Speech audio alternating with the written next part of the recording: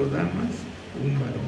O sea, la patología en el sexo femenino es abundante. Todos los días operamos cáncer de cuello y es más frecuente en el sexo femenino, ¿no?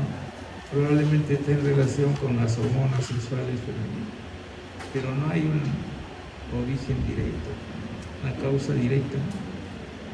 Entonces, los nódulos en el sexo femenino es frecuente. Había una empleada que teníamos en la casa, ¿no? Y ella venía a hacer la limpieza los sábados. Y yo tenía mis libros, ¿no? Y ella se pone a limpiar y lee un libro sobre voces, ¿no? Y lee. Y en la tarde me dice, doctor, he visto su libro, ¿no? Y yo tengo voces. Y ella había sido controlada durante años por un nódulo benigno, aparentemente benigno.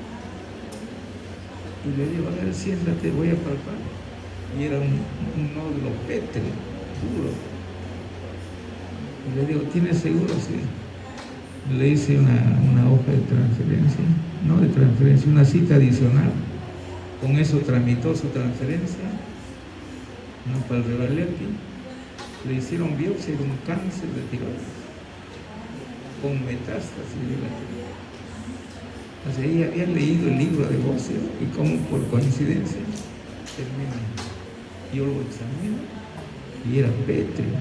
O sea, cuando el tumor es duro como una piedra, ese es un cáncer. Se fija los tejidos profundos, no se puede mover, buscas ganglios, hay ganglios. Tendría pues 22 años. Y lo operamos, era un cáncer, ¿no? Disección de cuello, sacamos los ganglios. Y bueno, de casualidad, otro médico era un ecografista. El ecografista y ecografista de cabeza y cuello. Y había terminado su trabajo temprano, antes de las 2. Y él se sienta al ecógrafo y él mismo se hace el examen. Se empieza a hacer el examen y encuentra un nódulo en su cuello. Viene a cabeza y cuello y no digo, encontraba un nódulo en mi cuello. Yo de casualidad, por curioso, me dice la ecografía salud, sin saber qué iba a encontrar. Biopsia, cáncer de tiroides. Había que sacar la tiroides. Eso sí hizo su diagnóstico. No son hallazgos, ¿no? Dice, hay pacientes que fallecen sin saber que tienen su cáncer de tiroides. Ya encontraron, hecho biopsias, ponen pacientes así al azar, ¿no? Paciente que fallece, cáncer. O sea, es frecuente el cáncer de tiroides. Pero felizmente que es un tumor manejable. Claro, hay variantes, ¿no? Hay papilar, folicular, medular, y el anaplásico es el más agresivo dentro de las variantes, los subtipos. En 6 meses el paciente está muerto. Hagan lo que hagan. Yo operé a un paciente joven, tenía 18 años, y vino por un tumor en el triángulo carotídeo, pétreo. Se hizo biopsia con aguja, no era concluyente. Otra biopsia con aguja tampoco. Y nos piden un pedazo sacamos un pedazo, un cáncer anaplásico. Ya metástasis. Se le hace una ecografía y en la tiroides tenía un nódulo pequeñito de 5 milímetros. Ese nódulo de 5 milímetros ya había dado metástasis al cuello y en el cuello era una masa tumoral. O sea, la metástasis había crecido más que el tumor primario. Y yo recién había hace 25 años, ¿sí? Había terminado la especialidad y ya operamos. Entramos a operar, a tratar de sacar todo el tumor, pero el tumor ya había infiltrado la carótida, la yugular. Hicimos un shaving, hicimos un raspado a la carótida, pero al mes de nuevo el tumor. quimioterapia, radioterapia, y nada, dice, seguía creciendo. Y de ahí fue a oncología, lo hospitalizaron en oncología, quirúrgicamente ya no había nada. Se fue a oncología, probaron con diferentes quimioterapias, y de ahí ya no lo vi al paciente. Y un día me voy a sacar copia al frente de Reality, y me encuentro, eran 3 hermanos, todos jóvenes, y uno de ellos era el que tiene cáncer. 2 varones, y uno de ellos era el paciente y una dama. Y los veo en un restaurante al fondo, no, estaban de negro. Y quise entrar a darle el peso, me supongo que había fallecido. Yo ya había hablado que era de mal pronóstico. Me vinieron corriendo a agredirme. Yo veía que venían a agredirme y aceleré. Yo no era el culpable de su enfermedad. Crucé la pista y más bien no me alcanzaron. No, entonces ustedes van a verse con un problema. Que el paciente no entiende lo familiar, a pesar que le conversa. Creen que la otra persona es el culpable de la enfermedad, a pesar que es educación. Yo estuve en Oklahoma durante 6 meses, ¿no?, haciendo cáncer de laringe, o sea, entrenándome, ¿no? Y ahí el paciente es recontra informado él mismo. El paciente viene ya leyendo todo lo de otros pacientes, ¿no?, viendo las posibilidades, y va al consultorio y le pregunta al médico, conociendo su enfermedad. No, ya viene con información previa. Aquí el paciente debe conocer su enfermedad. Hay pacientes que ustedes lo operan y nunca le dijeron al paciente qué tenía, qué le hicieron, cuál es el pronóstico. Al paciente le preguntan, ¿lo operaron? Sí. ¿De qué lo operaron? No sé, doctor. ¿Cuál era su diagnóstico? No sé, nunca me han dicho. ¿Cómo el paciente no puede estar informado? El paciente que conoce, ayuda, colabora, entiende el problema. Entonces ustedes como médicos tienen que educar al paciente, decirle qué tiene, explicarle en su lenguaje, ¿no? Y esos pacientes les van a ayudar, ¿no?, y van a estar agradecidos, ¿no? Entonces hay que hablar al paciente. ¿Cómo es posible que salga sin saber de qué lo operaron y qué le hicieron, ¿no? Entonces hay pacientes que vienen pues, por tumores inmensos. Generalmente, si el paciente está tranquilo, está respirando bien, ese es un bocio, pues es una lesión benigna, ¿no?, que lo ha dejado crecer. Y no le ocasiona, ha crecido hacia afuera. Claro, vamos a tener dificultad para operar tremendo tumor, ¿no? Hemos sacado como una pelota de fútbol, un paciente, ¿no? Hay que tener cuidado de las carótidas, de las ingulares, de los nervios hipoglosos, del vago. Entonces,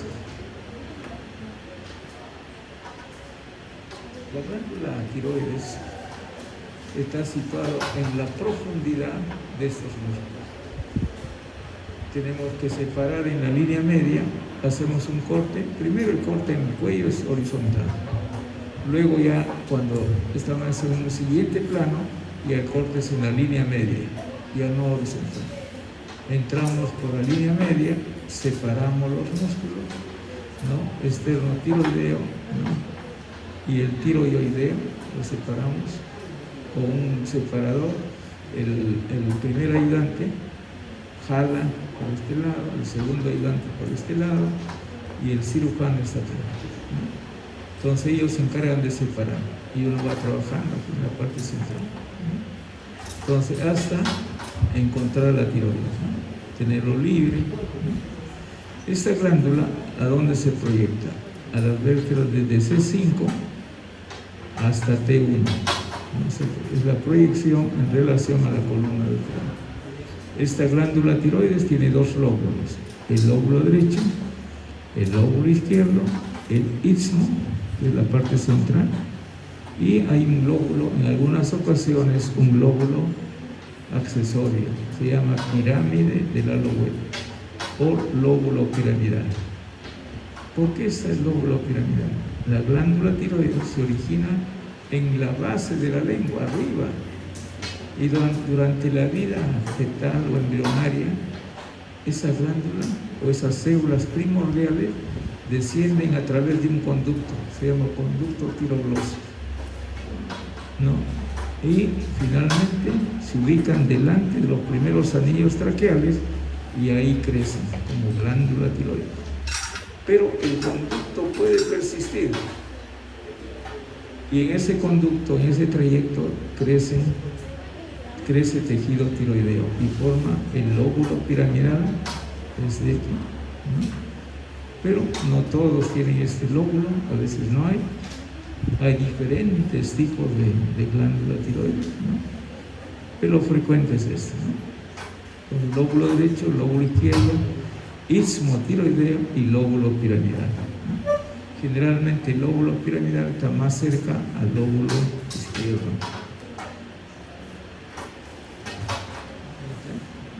Entonces, presenta los lóbulos, el lóbulo derecho, el lóbulo izquierdo, el istmo es el puente, delante del segundo y tercer anillo traqueal, ¿no? Aquí me dejo un espacio donde puedo visualizar al cricotiroideo, músculo cricotiroideo, ¿no? Es el único músculo intrínseco que está por delante, la membrana cricotiroidea, ¿no? El polo superior de la glándula tiroides alcanza el punto medio del borde lateral del cartílago tiroideo, hasta ahí llega el polo superior. El polo inferior hasta el tercer anillo traqueal, ¿no? El nódulo, los nódulos a veces vienen de un lóbulo, a veces están en el istmo, o a veces están en el lóbulo izquierdo, y a veces hay múltiples nódulos en toda la tiroides. Hacen la biopsia del nódulo más sospechoso y sale un cáncer. ¿Qué hacemos? Tenemos que sacar la glándula tiroides.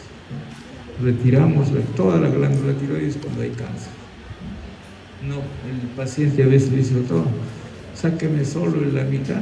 No, en el cáncer, si no le das el tratamiento adecuado, el tumor recurre. Y a veces multicéntrico. ¿Qué significa multicéntrico? El cáncer hay un nódulo aquí positivo, otro positivo.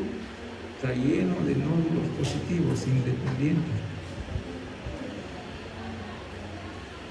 Entonces, el tipo de glándulas tiroides, todas esas variantes podemos encontrar.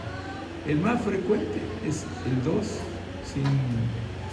sin lóbulo piramidal, o el 5. Hemos encontrado el sí con ausencia del istmo, no hay istmo. 2 lóbulos independientes, nada de eso. Y las demás variantes.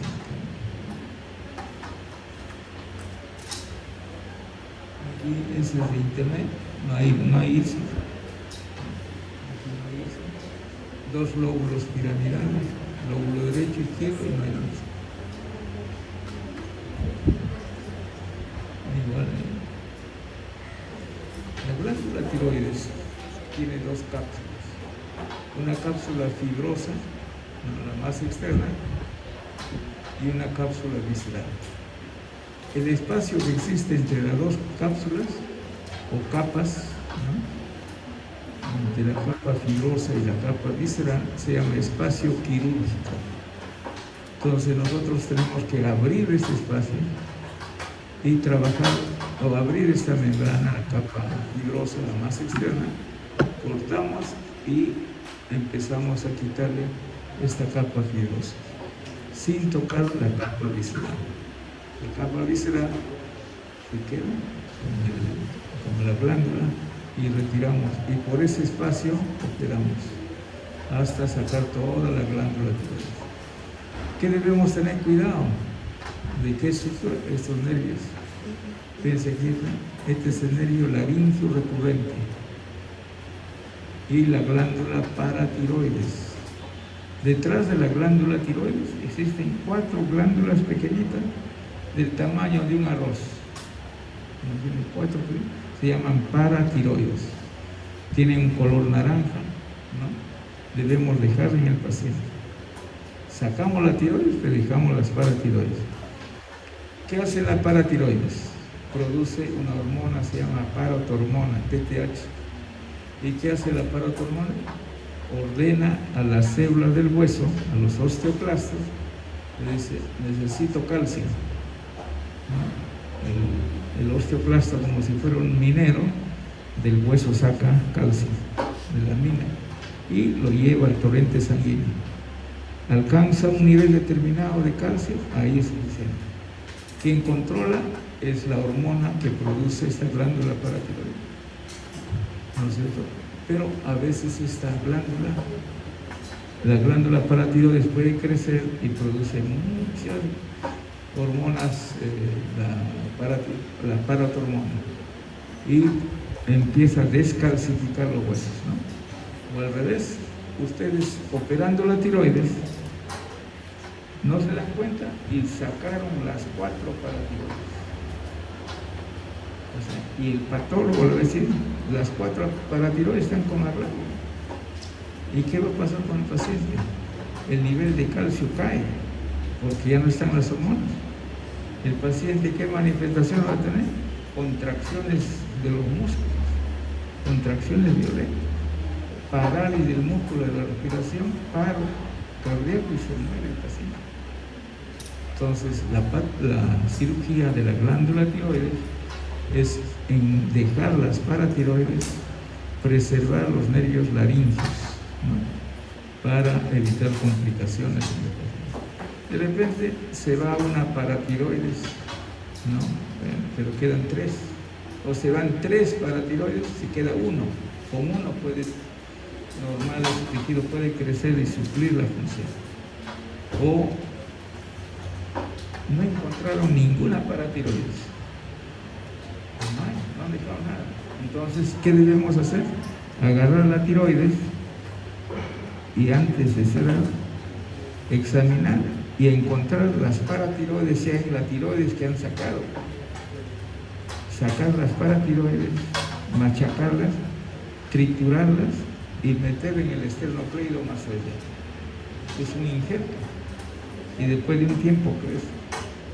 O sea, pero lo salva el paciente ahí dentro de la cirugía, no otro día. O sea, intraoperatoriamente dice, no hemos encontrado ninguna, buscamos, a veces está dentro de la tiroides. Se puede retirar, triturar, abrir un espacio entre la fibra del esternocleidomastoideo, colocar ahí lo que han triturado y ponerle puntos. Y eso en 3 a 4 semanas se genera una producción de PTH y le salvan al paciente de vivir de por vida con gluconato de calcio o calcio oral, ¿no? Entonces, bueno, resumiendo, la cirugía de tiroides consiste en dejar los nervios laringeos superiores e inferiores sin tocar, dejar las 4 paratiroides en el paciente. No solo es sacar la tiroides. Aquí. Entonces, aquí tenemos, fíjense, ¿no? La glándula tiroides, aquí está la vena yugular interna, la carótida común y el nervio vago. Este se llama el van del cuello. Está en la cara posterior de la glándula tiroides, ¿no? Entonces, de este nervio sale el laringio inferior. El laringio inferior y el laringio superior. Aquí está la lámina, la cápsula fibrosa y la cápsula visceral. Debemos operar en este espacio. Dejar estas paratiroides con el paciente. Estas paratiroides con su arteria debemos dejar en el paciente. Entrar por aquí, liberar, igual aquí, y se queda con el paciente. O sea, no debemos tocar las paratiroides. ¿Cuáles son las relaciones de la tiroides? La tiroides tiene 3 caras. Una cara anterior que se relaciona con los músculos infraioideos, la cara anterior. La cara posterior se relaciona con el van del cuello, con la arteria, con la carótida común, el vago y la yugular, su cara posterior. Entonces, cuando estamos trabajando en esta cara, debemos tener cuidado de no lesionar estos grandes vasos. Un sangrado de la carótida es fatal. La carótida interna, perdón, la yugular interna podemos a veces lesionar. Se puede colocar unos puntos y se cierran. Unos puntos con hilo muy fino y podemos salir del problema, ¿no? Luego tenemos, aquí están los nervios recurrentes, los nervios laringio inferior, ¿no?, que están cerca a la cara interna. La cara interna se relaciona con la tráquea y con el esófago. Y delante del esófago, ahí están los laringios inferiores, ¿no?, los dos laringios inferiores. Entonces, los lóbulos de la glándula tiroides tienen una cara anterior, una cara posterior y una cara interna. La interna con la tráquea, la cara posterior con los elementos del van del cuello y la cara anterior con los músculos infrayoideos. El laringio, esta es una vista por abajo, ¿no? El laringio, este es el lado izquierdo, pero visto por abajo. Está delante del esófago, está un poco más alejado de este ángulo. El laringio inferior del lado izquierdo está en este canal, se llama canal tráqueo-esofágico. Este es el canal tráqueo-esofágico, es en el lado izquierdo, derecho.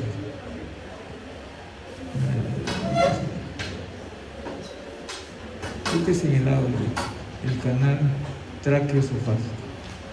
Y delante del esófago está el laringio, este es izquierdo, el laringio inferior izquierdo está delante del esófago. En cambio, el laringio derecho está en el canal tráqueo-esofágico, en el ángulo. La diferencia es mínima, ¿no?, pero ese es el lugar anatómico que tenemos que tener cuidado para no lesionar este nervio, ¿no? Ahora, ¿cómo se fija la glándula tiroides a los cartílagos de la tráquea?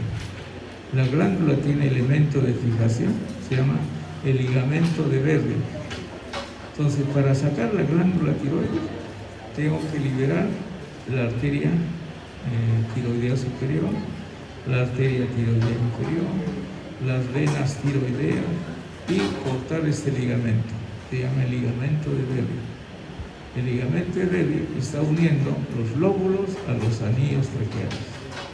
Tengo que cortar. Pero, ¿cuál es el peligro?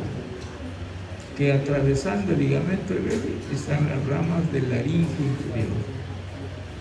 Entonces, al tratar de cortar estos ligamentos, puedo lesionar al laringio inferior.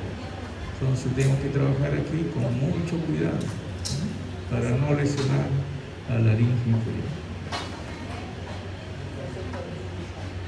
Igual, el ligamento de Verri es este aquí. Y aquí está el laringio inferior, está subiendo. Y a veces lo atraviesa. Entonces hay que cortar fascículo por fascículo sin lesionar al laringio inferior. Aquí está el ligamento. Todos estos son ligamentos de Verri. Si no, no puedo sacar la tiroides. Tengo que cortar eso.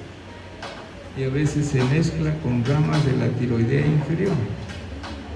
Y ahí se complica. A veces se empieza el sangrado, meto una pinza a ciegas y estoy cogiendo al nervio. No me di cuenta y al nervio también lo mordido. 2 pinzas y corto, creyendo que es la arteria. Y estoy cortando al laringio inferior que estaba detrás. Entonces hay que separar los nervios de las arterias, trabajar sin sangrado, lavar la zona, si uno está un poco confundido, lavar y observar ya en una zona más limpia, con menos sangre. Profe, ¿qué pasaría si corto el nervio? ¿Qué pasaría si corto el nervio? ¿Qué pasaría si corto el nervio? ¿Qué pasa si se dan cuenta que han cortado? Traen el microscopio, hay aparatos para microcirugía, traen el microscopio, piden el instrumental de microcirugía piden suturas que ustedes lo colocan aquí en la boca, ¿no lo ven? Más delgadito, el hilo más delgado que el cabello, con el microscopio se puede ver, ¿no? Y tienen que suturar, unir los dos cabos y esperar 10 a 12 meses para que funcione. No es al día siguiente ya está funcionando, está seccionado los axones. Se va a recuperar, pero toma su tiempo, ¿no? Pero a no hacer nada, dejarlo, ¿no? Y ya no hay recuperación. Entonces todo nervio se puede revascularizar, ¿no? Se puede realizar la anastomosis, pero con microcirugía. La glándula tiroides está ricamente vascularizada. Fíjense, ¿no? La tiroidea inferior, la tiroidea superior, tiene múltiples anastomosis. Ustedes cortan la tiroides como un músculo. El músculo es ricamente vascularizado, ¿no? Entonces, ¿qué hacemos nosotros? Nos acercamos a la glándula y cortamos vaso por vaso, ¿no? Para evitar lesionar al nervio, para evitarles, dejarles sin irrigación a las paratiroides. ¿Qué pasa si cortamos el tronco? Las paratiroides se mueren porque depende de esta arteria su irrigación. Vamos a imaginar que esta es la arteria de la paratiroides. Yo con una pinza, otra pinza corto, la paratiroides se va a necrosar. Si yo tengo que buscar los vasos más cercanos a la glándula y ahí colocar pinza, ¿no? Una pinza acá, una pinza, y a esto lo estoy dejando con la paratiroides, ¿no? Todo está permeable. Cortar pegado a la glándula, lo más pegado a la glándula, y así salvar al nervio y salvar a las paratiroides, ¿no?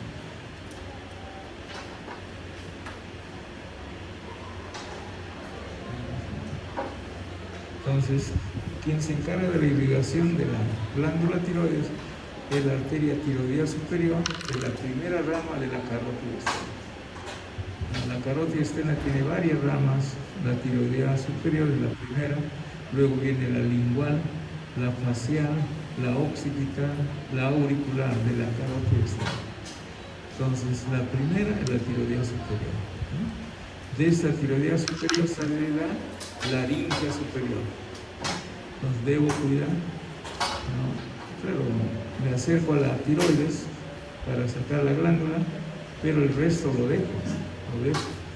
No puedo quitarle la irrigación a la laringe ni a las paratiroides, ¿no? Por eso me acerco a la glándula para quitarle la irrigación solo de la glándula que estoy sacando, no de otros tejidos, ¿no? Para evitar cortar el tronco principal. Aquí. ¿Dónde está aquí? Vamos a ver. Esta es la tiroidea superior. Aquí está la carótida de la carótida. Esta es la carótida interna y esta es la carótida externa. La externa siempre es mediana, la interna es lateral, pero luego se cruzan. La externa se va hacia afuera y la interna se hace profunda, ¿no? Pero en el nacimiento la más mediana es la externa, carótida externa, y la lateral es la carótida interna, y luego se van a cruzar, ¿no? Ahora, ¿cómo reconozco que esta es la carótida externa?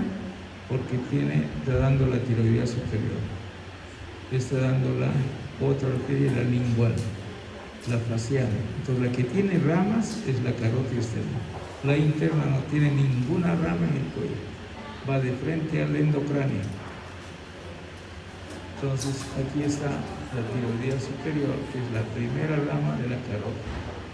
Pero a veces esta tiroidea nace en la carótida común, en vez de nacer en la carótida, como variante anatómica.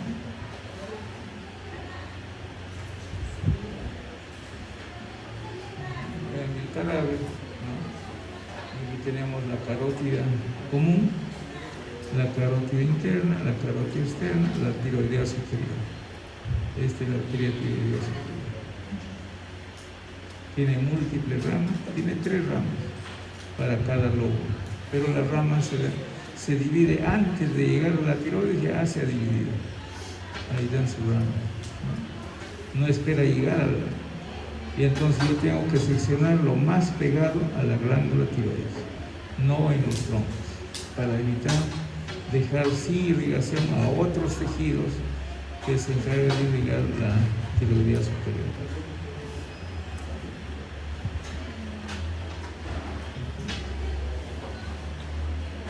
Entonces, aquí tenemos la arteria tiroidea superior, rama de la carótida externa,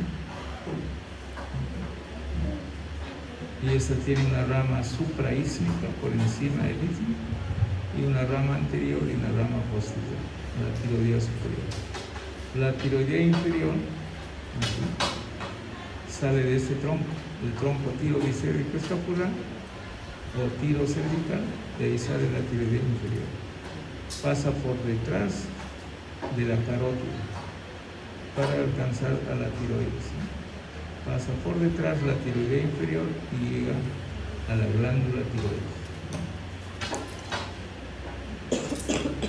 Entonces tenemos tiroidea superior, tiroidea inferior, y a veces encontramos una tiroidea media, que es raro, y se llama tiroidea ima. No, es una arteria impar. En cambio la superior del lado derecho y la izquierda, la inferior del lado derecho y la izquierda. La ima es impar, va al istmo, no, y puede salir de la aorta directa, del tronco brachiocefálico, ¿no?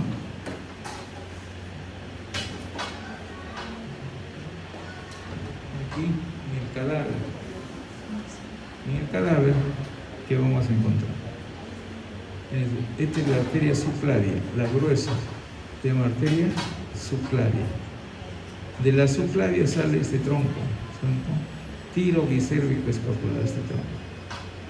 ¿Por qué le llaman tiro bicérvico?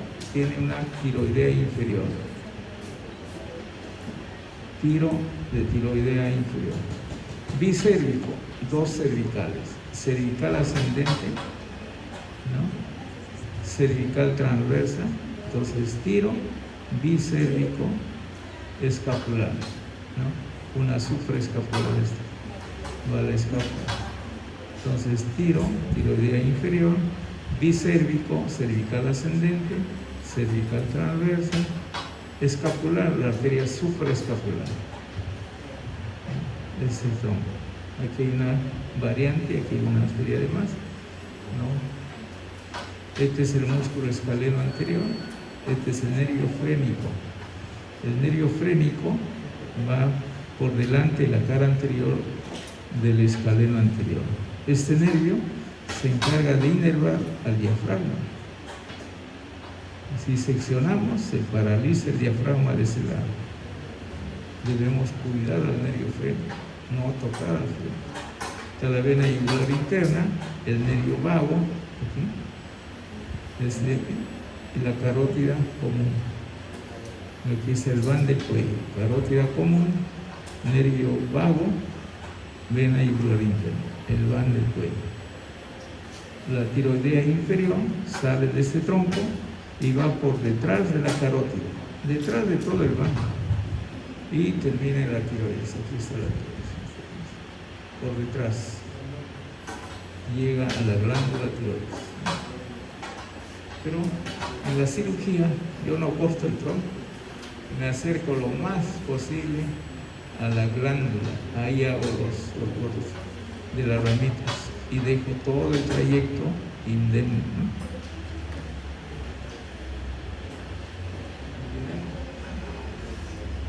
La tiroidea superior, que está pintada de verde, la tiroidea inferior, dice anastomosis. Hay unión entre la tiroidea superior y la tiroidea inferior. Múltiples anastomosis, del mismo lado y del lado opuesto, ¿no? Dentro de la glándula tiroides.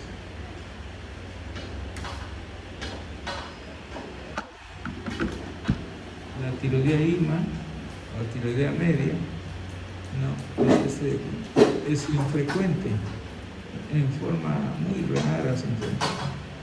En 25 años de operar habremos encontrado 1 o 2 imos, ¿no? O sea, pero cuando sale puede originarse en el arco aórtico, ¿no? Desde el arco puede originarse en la carótida, como en la carótida derecha, o en la subclavia, o en la torácica interna del lado derecho. Solo se encuentra, dicen, el 10% de la población. No, pero de tantos pacientes que hemos visto, pues habremos visto 2 casos. Pero simplemente lo vemos, lo clampamos y sale la glándula. Entonces aquí, esa es las anastomosis, ¿no? De la tiroidea superior con la tiroidea inferior. Del mismo lado.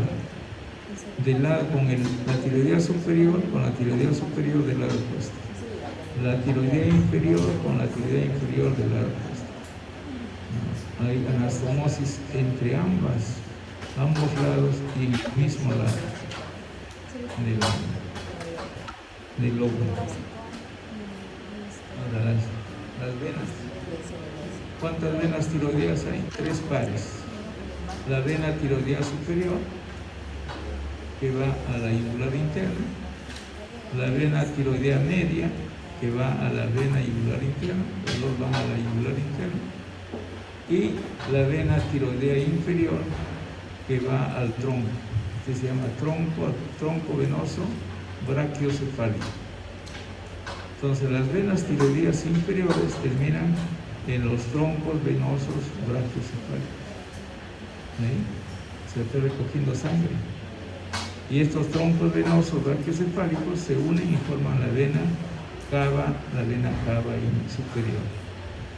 Entonces tenemos 3 pares de venas: vena tiroidea inferior, vena tiroidea media, drena hacia la yugular interna, y la vena tiroidea superior. 3 pares de venas, no para cada lado. Los 2 primeros terminan en la yugular interna y la inferior en los troncos venosos brachiocefálicos, ¿no?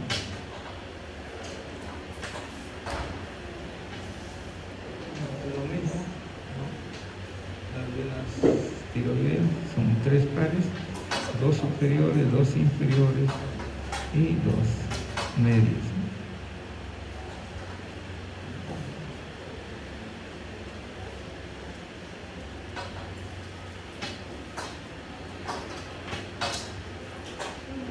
La vena tiroidea inferior termina en los troncos venosos brachiocefálicos. Ese es un grupo de neto. La media en la yugular interna, la superior en la vena yugular interna. Estos 2 en la vena yugular interna y el otro en los troncos venosos brachiocefálicos. El drenaje linfático, ¿no? Entonces este es importante cuando hay cáncer de tiroides. Entonces, el drenaje linfático de la glándula tiroides va a los ganglios prelaringeos, que están delante de la laringe, a los pretraqueales, que están delante de la tráquea, a los paratraqueales, los que están en los lados de la tráquea. Entonces hay 3 grupos de ganglios relacionados con la laringe y con la tráquea, y donde drenan la linfa de la glándula. Entonces, aquí tenemos los grupos ganglionarios. Existe debajo de la tiroides, existe una red capsular, una red de vasos linfáticos. Esta red de vasos linfáticos primero van a los grupos ganglionarios prelaringeos, que están delante de la laringe. No, los pretraqueales, que están delante de la tráquea, van a los grupos paratraqueales del lado derecho y del lado izquierdo. Entonces, hay una red de vasos linfáticos, pueden ir al grupo ganglionar prelaringeo hacia arriba o hacia abajo al pretraqueal o al paratraqueal, que están alrededor de la tráquea. Y a partir de aquí, de la parte central, van al grupo 2, pueden ir al grupo 3 o al grupo 4. Entonces, nosotros, ¿cuál es lo más peligroso? que haya metástasis en la parte central, ¿no? Porque eso se mete al mediastino, al tórax, y tiene que venir el cirujano del tórax a abrir el tórax para limpiar los ganglios del tórax, ¿no? Entonces, cuando son pequeños hay que limpiar todos los ganglios prelaringios, pretraqueales, paratraqueales. Pero cuando están en la parte lateral es más fácil la disección del cuello. Es más visible, tenemos el espacio como para sacar los ganglios, ¿no?